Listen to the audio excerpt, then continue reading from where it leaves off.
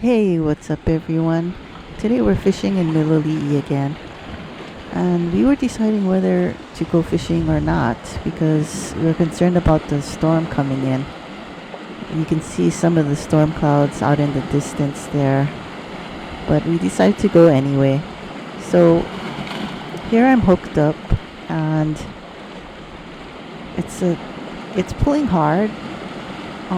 But it's not that bad reeling it in.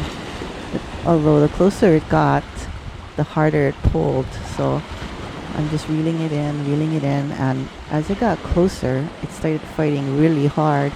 You can tell there, see it's pulling down my pole, and it's really fighting now. It's like I'm trying to be patient, and so my line doesn't cut as it does often. So I'm trying to bring it in closer, and it's just fighting like heck, pulling my pole down.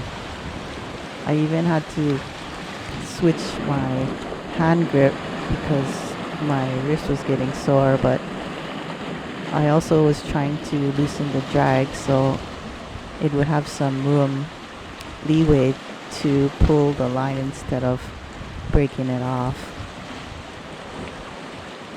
But yeah, I brought it in closer, it just keeps fighting, and I mean, it was really fighting hard.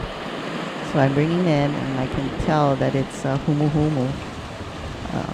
I can't really see it yet, but I can tell by the pull of the fish that it was a humuhumu. So here I'm bringing it in and got it close, and yes, it is a humuhumu. And you can see it there in the water, and you can also see how clear and beautiful the water is there. So I'm trying to lift it up, and it's quite heavy, so I'll have to swing it up onto the rock. There it goes.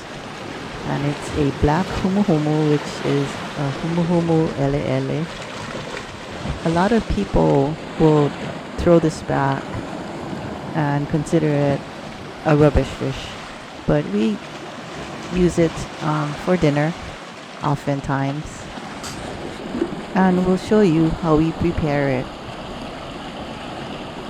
So here we've already prepped the fish by cutting it and removing the head, and now we're going to take the fillets off. It helps to have a really sharp knife when you do fillets, when you fillet fish, but especially with the humuhumu. It has such a thick and tough skin that it's really difficult to do it with a regular knife. So after you take off that first side, we're gonna do the other side, and listen to the sound when we poke the knife in. You heard that sound out? We poke it into the fish first before we start slicing. We found that's the easiest way to do the fillet. Otherwise, it's like totally hard.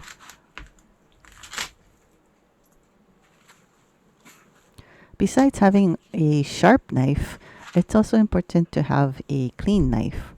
So you should be wiping it every so often to get whatever parts are left on the knife. So we're removing this flesh from the skin now, and you can kind of tell how stiff the skin is. You can just pull it off right there. So now we're doing the second side. Slice it, and then run your knife along the side of the skin and under the meat. And then what we're gonna do is, the carcass still has some meat on it, so we try not to waste any of the meat. So what we're doing is scraping off whatever is left on both sides and putting that on the side. And we also will scrape off whatever's left on the skin. Now what you can do with this meat is you can either make it into poke, or mix it with shoyu, sugar, or mirin or something. Or you can deep fry it in a batter. Now we're going to remove the rib cage and the pin bones off of each fillet so we don't bite into any bones.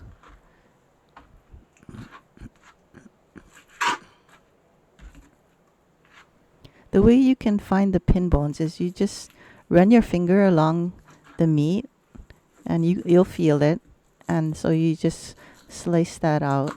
It's fairly simple so that you have a nice clean piece of meat. Now I don't know why not very many people eat the Humuhumu Ele Ele. As you can see, the flesh is nice and white, and it's also very tender. What we're going to do with these pieces is we're going to make some fish nuggets. So we're going to get our seasoning, and today we're going to use Hawaiian salt, but you can use whatever seasoning you like. So we just season it up on both sides, and then we're going to leave it on the side to rest for a little bit. And we're going to get our other ingredients for our fish nuggets. What we use on the outside of the fish nuggets is panko. Panko is a Japanese breadcrumb.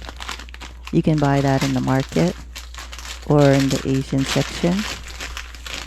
And panko, we use panko because it adds a little crispiness to the outside of the fish nuggets. The other thing we use is a mixture of tempura batter with water, or you could use flour with water, just a mixture, so that you can put your fish in the batter and then in the panko. While we were doing this, we had the oil heating on the stove, getting ready for the nuggets to fry. So here we're just dipping it into the batter and then into the panko and then into our hot oil. You can hear that sound. That's what we want to hear, to know that the oil is hot enough. So again, we're just going to dip in the batter, dip in the panko, and then into the hot oil. Now with these fish nuggets, they're not very big pieces, so it doesn't take very long to cook. So watch them carefully and make sure you don't overcook it. If you leave it too long, it'll start drying out. So you leave it in there, but we're watching it, turning it, watching for the color, and it's slowly turning brown, as you can see. And the oil is still hot, so that's a good sign. And after a while, then you just check on it. If it doesn't look good yet, just leave it in for a few more seconds. Then remove it, put it on a paper towel to soak up the excess oil. And just remove them all and leave it on the paper towel for a little while to soak up whatever's left on the nugget. And then we're ready to eat. Looks yummy. If you like this or any of our other videos, please like and subscribe. And we'll see you in the next one. Aloha.